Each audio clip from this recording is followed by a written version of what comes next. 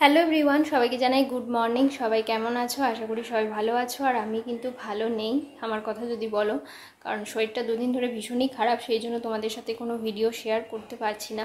মানে গ্যাসের ব্যথায় না প্রচণ্ড কষ্ট পাচ্ছি, ওষুধ খাচ্ছি, সব খাচ্ছি, কিন্তু তাতেও কিছু হচ্ছে না, সেই জন্য ভিডিও দেওয়ার মতো কোনো এনার্জিও পাচ্ছি না। তো যাই হোক, যেটা তোমাদেরকে বলতে এলাম সেটা হচ্ছে, তোমরা তো সবাই কম বেশি জানো বা জেনে গেছো যে আমার মায়ের হাঁটু সার্জারি হয়েছে, মানে নি রিপ্লেসমেন্ট যেটা বলে। সের জন্য আমরা ভেলোরেও গেছিলাম, সেখান থেকেও তোমাদেরও অনেক ভিডিও শেয়ার করেছি। তো ব্যাপারটা হচ্ছে যে, যেটা মানে বলার সেটা হচ্ছে যে, ওখানে আমরা যেহেতু ফার্স্ট টাইম গেছিলাম না, ওখানে আমাদের সঙ্গে অনেক রকম ভালো খারাপ এক্সপিরিয়েন্স হয়েছে। মানে আমরা অনেক রকম ভালো খারাপ সমস্ত মানে সম্মুখীন হয়েছি, এক্সপিরিয়েন্স অভিজ্ঞতার সম্মুখীন হয়েছি।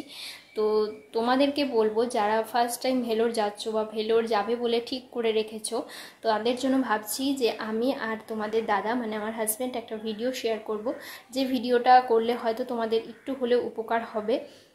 যে যারা ফার্স্ট টাইম ভেলোর বা ব্যাঙ্গালোর বা যাবে, যেখানে বলছো, যেহেতু আমি যেহেতু ব্যাঙ্গালোর যাইনি, আমি ভেলোর গেছিলাম, তো সেখানকার অভিজ্ঞতা যতটা পারবো আমি শেয়ার করবো, যেহেতু আমরা ওখানে অতদিন ছিলাম।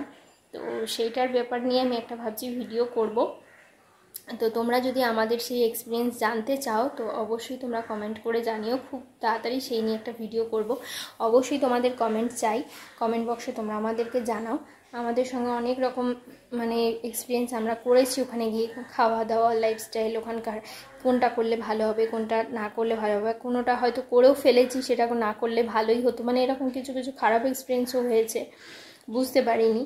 তো সেই সমস্ত কিছু আমি একটা ভিডিওর মাধ্যমে তুলে ধরবো। আমি একা করব না, আমার হাজব্যান্ডও করবে, মানে তোমাদের দাদাও সমস্ত ব্যাপারগুলো তুলে ধরবে ভিডিওর মাধ্যমে।